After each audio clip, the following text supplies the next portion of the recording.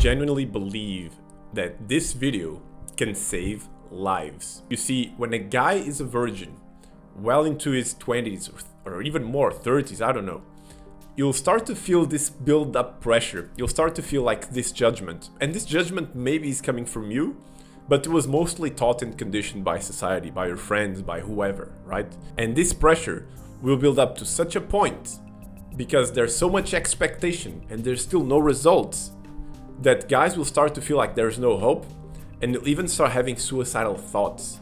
And I know that because I went through that. I remember this one time I was in university and I was discussing something with some guy, like I was defending some point. And you know what he told me? He told me, "You're defending this harder than you defend your virginity." When I heard that, I just felt like my heart just sank, you know? I felt like a punch to the gut. And I was just feeling so humiliated, so embarrassed, because I thought people didn't really know about this, or I thought maybe some people kind of were suspicious, but nobody really openly talked about it.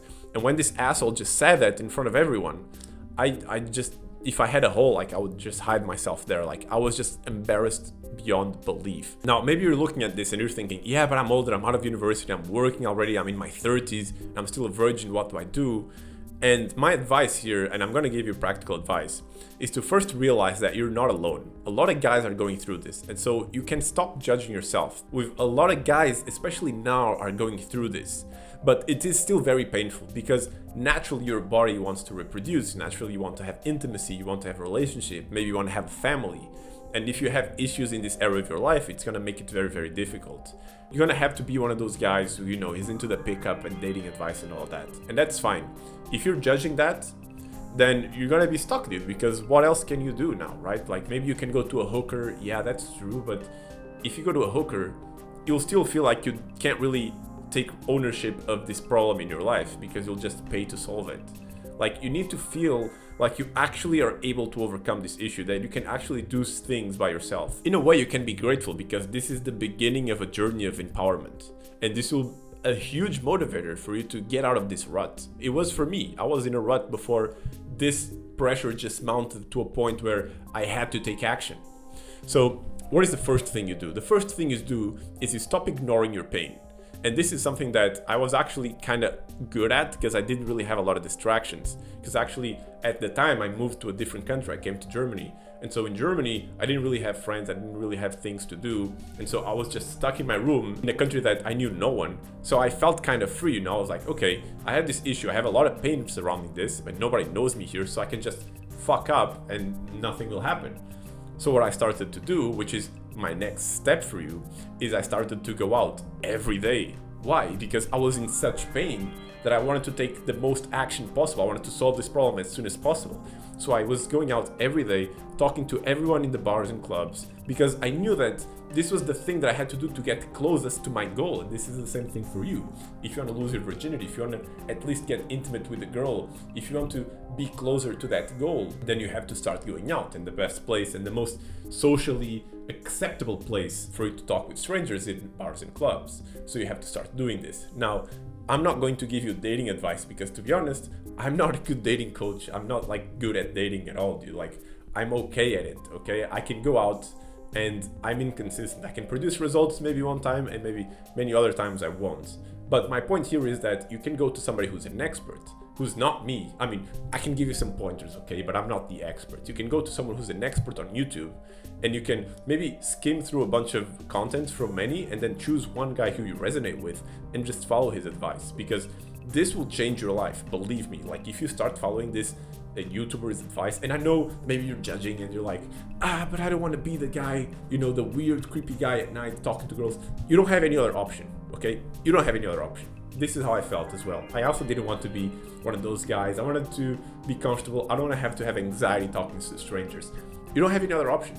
This is your path now. This is like your number one goal. And so you have to do this, okay? If you don't do that, then I fail to see any other way to actually overcome this issue. Like, you can do this, believe me. I was likely shyer than you. I was likely in a worse situation and I was able to make it. So you can make it as well, believe me. If you want, you can comment below and I can address like your limiting beliefs, whatever. Like, dude, you can do this, believe me. Okay, now that you're taking action and watching some dating advice on YouTube, you'll start to feel like you're putting on a persona, like this isn't really you. Like you go out and you talk to girls and you try to be cool and you try to be this way and that way, and maybe you'll even get some results using this persona. I want you to first know that this is fine. And I know what you're thinking, because you look at this channel's name and it's called Approaching Authenticity, and I'm here telling you it's okay to put on a persona. Let me elaborate. It's okay to put on a persona because what you're actually doing is you're using this persona as kind of a protection shield, but then you're actually authentically taking the action that you want. And so when you do this, yes, you'll be in protection. You'll be concerned that people will not like you for you. I understand that. That's fine. And you'll have a harder time making connections. That's also fine for now. Because otherwise, if you try to be authentic at this point, you'll just think that you being authentic is you being lazy and you being anxious and you being scared. And this is not you being authentic. This is actually you being in protection, because you feel these things because you have negative beliefs about yourself. Let that land, because that's a very, very subtle point.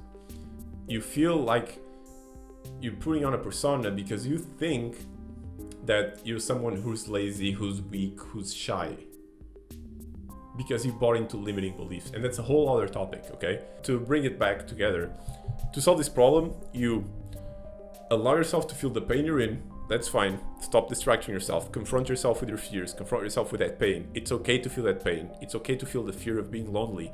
Now that we acknowledge that, let's take the actions necessary to solve that, okay? And the actions is you take one foot and take another foot and you walk into the bar, into the club, and you talk to people. Yes, you are scared. I get it. I was scared as well. But you have to be in more pain than the fear that you have. And when you can offset that balance and you can take action, then you'll start to take momentum and things will change dramatically. And by the way, the first couple of times you do this will be the hardest ones, because then you'll be in momentum and it will be normal for you. If you want, I can talk more at length about this. You can book a call below, or you can comment something as I said. And if you like this kind of content, subscribe, because you'll be seeing more in the future. So thanks for watching, and I'll see you in the next video.